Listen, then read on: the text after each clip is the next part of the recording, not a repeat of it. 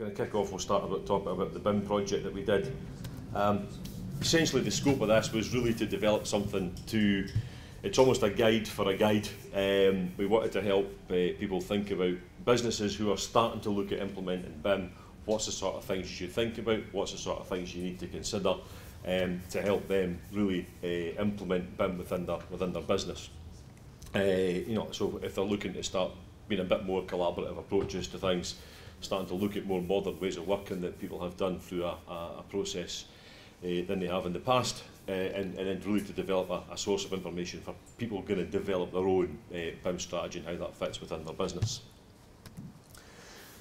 The kind of contents things that we cover, so we cover a bit in there about working to the standards within a BIM environment in terms of, you know, all the way through from file names and working collaboratively to how to set things up within the actual BIM model, if you like, and setting that up. But it also touches very much on the capability and skills required, because it is a real change. And I think that the key part of this is BIM isn't a software, it really is a process of how we go about developing stuff. I mean, BIM isn't a software. Things like Revit are the design software and the design tool you use to actually build up a 3D model, but the whole process of BIM is much more about the whole skill set and the whole collaboration and working together. So there's a big focus in the guide there, as I say, about talking about what the culture and change management processes you need to think about are. Having talked to a number of the house builders who are on that journey, I think it's clear for the guys who've been in it for a long time, the change from AutoCAD 2D design to BIM is a much bigger change than it was 20 years ago from drawing boards into AutoCAD. And it is a whole wide thing that goes with that. So there's a bit of a focus in there to help people understand where that capability needs to be, where they need to think about training and setting that up. In terms of house building, it's probably a bit of a mixed bag where the key house builders are in terms of BIM. I think it's probably fair to say most are on the journey or have started. Most are probably using it as a drawing tool at the moment and using tools like Revit to do their standard house type design, because it does have that benefit of being it's easier to update and make changes and continually improve and evolve a house type design. You know, I think most people do it. You know, Revit is short for revise it, and that's what the whole drawing tool is. So I think people are on that journey now of starting to go towards is using BIM. There's not so much in the house building exercise yet of actually using BIM as the full Revit of BIM in terms of full building model information and taking cost information, thermal information, and all that stuff of that BIM model. It clearly is much more common practice in the more what I would call the commercial sector, the construction sector, for more commercial type buildings, hospitals, hotels, schools and the like. You know, we've been involved in some of those types of things in the past over the last 15, 20 years in timber frame, where BIM has been that quite common thing with, again, doing things like clash detection for key service runs with the timber frame structure and the like.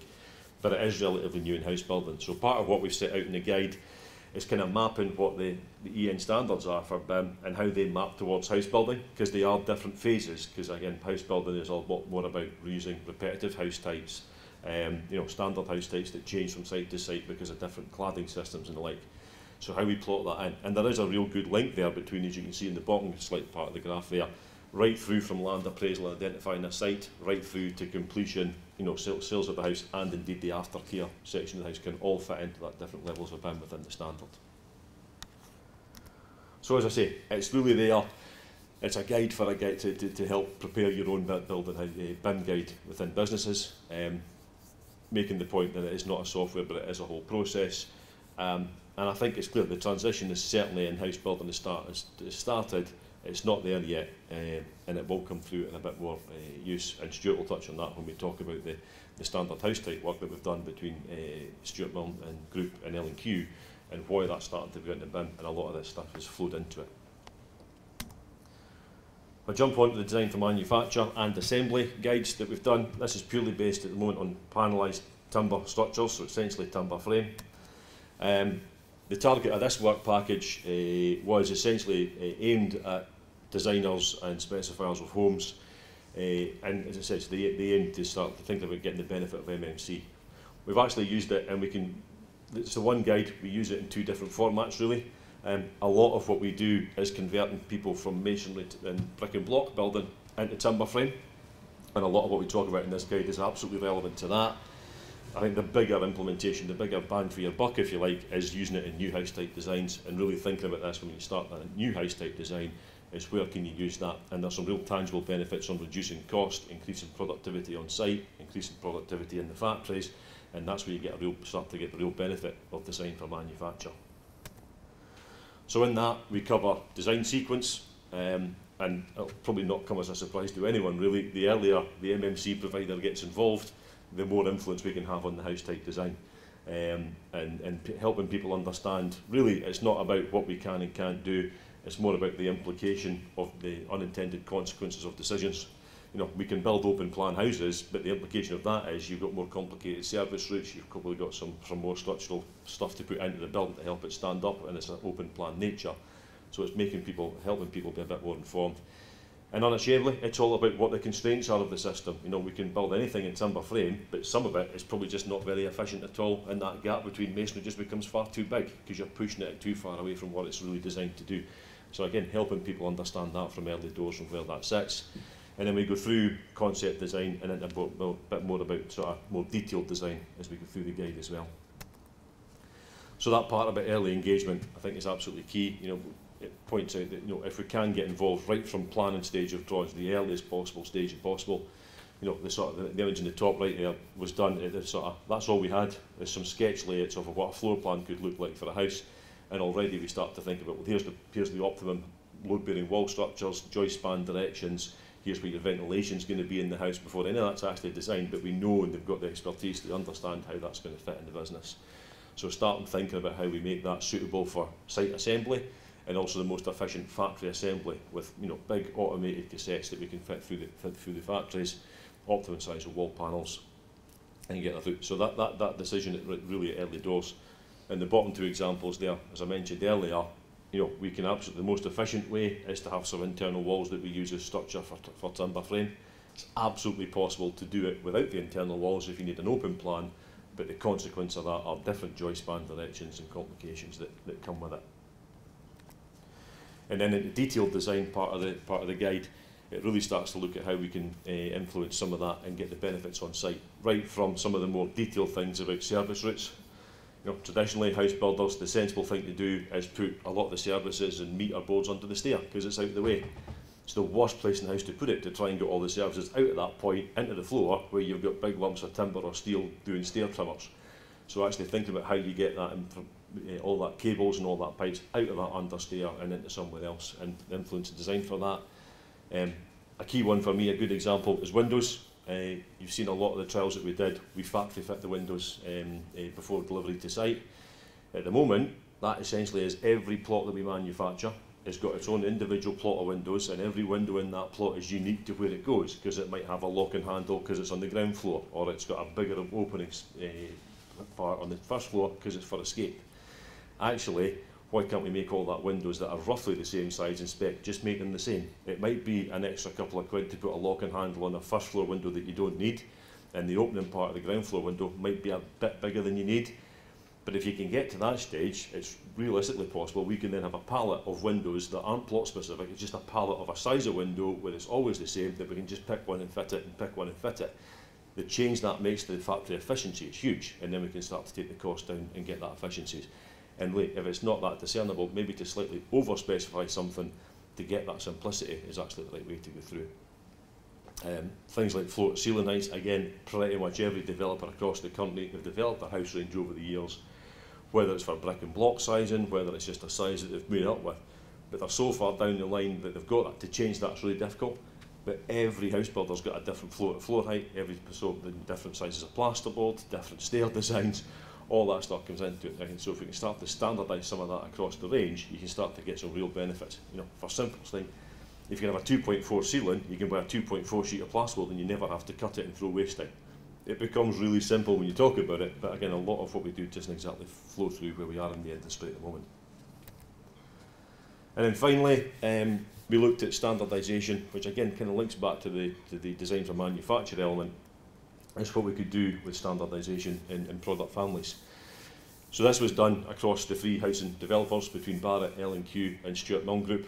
I think we took 99 house types from the three ranges, and did some analysis of what we could do with the work, and a lot of help from the MTC and how we analysed that. Initially, we identified 19 opportunities where we could maybe standardise stuff. Went through a process, stripped that down to 9 primary areas of interest, and then did a bit of detailed analysis on how we would work through that, and put where we would get the biggest bang for our buck, where would you get the real benefit for, and what could we influence. So we ended up with 5, and in fact probably 4, because the story heights kind of links then directly back to the design for manufacture guide. So we looked at external apertures, and that was, again, doors and windows, but actually for this point, just the size of them, not the colour or the type of window, whether it was a top hinge or a side hinge, just the size of windows. We looked at staircases and landings, wet room designs and service cupboards. So that part is kind of focusing on where is all the work done in the plot. So we probably spend more than half of the time that a plumber or an electrician is in a house building it is in the service cupboard or in a wet room. Because you don't spend much time putting wires and cables around bathrooms and living rooms because there's not much services in there. So we're focused on the areas of high work activity. So for an example, stairs. I think it's safe to say of the 99 houses, there's probably 99 different stair designs of some nature, because they're either a core of a straight flight or a winder section, but then they've sometimes got a handrail, sometimes it's next to a wall, sometimes it's got a slightly wider landing on the first floor because of the first floor layout, and every one in some nature is actually unique. As I said earlier, different floor-to-floor heights across all the developers means actually a different stair setting out, so that the rise in every tread is slightly different. And actually what we went through is we could really limit that down to 5 key components. So these 5 components on the left-hand side of that grid there, you've got a straight flight section that can get longer or shorter. You've got a 3-part wind, a 4-part wind, or a quarter or half landing. There's no reason we couldn't design stairs with that 5 components and make the stairs of any kind of shape that fits the house. But if we've always got a standard floor-to-floor height, and we can start to think about that rather than fitting a stair into a house at the end of it. So when we design a stair and people design houses in the past, quite often it's been, well, I've got this space left, how do I get a stair in? Rather than say, well, actually, if I put the stair in properly, and it's similar with the wet rooms, actually whether the bedroom gets a couple inches smaller or it goes a couple inches wider doesn't really matter so long as it does the space standards it needs to. So actually a slightly different way of thinking and putting these key components in, and again, if we can make all those stairs and make them standard in factories, the benefit of productivity is pretty huge. As I said, similar to windows, we looked at all the different sizes across the window range. Again, we got a huge range, plotted all those out in terms of different sizes and different widths, and actually 10%, 10 of the most common sizes covers over 70% of the windows we use, but loads and loads and loads of slightly outliers there with windows that are half a brick wider, 1 brick course taller, where again we could standardise a lot of that. Not to say that we can't use and shouldn't use different sized windows for the right vernaculars in the right areas of the country, but again, having that knowledge to give housing designers what's the implication of bespoke sizes, and actually if it doesn't really matter, always pick from the standard pile and try to design that through from the start. So the output of that work package, we've got proposals for all 5. As it says, we've got the graph in the bottom left there, identifies the sort of 10 core window sizes that we should try and design to. We've got standard bathroom layouts for cloakrooms, bathrooms, en-suites. We've got standard wet room sizes that, without stealing Stuart's thunder, that we've modelled into our standard house range.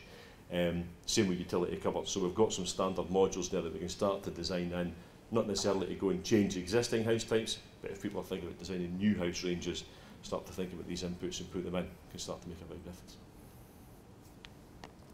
And that's it. Thank you.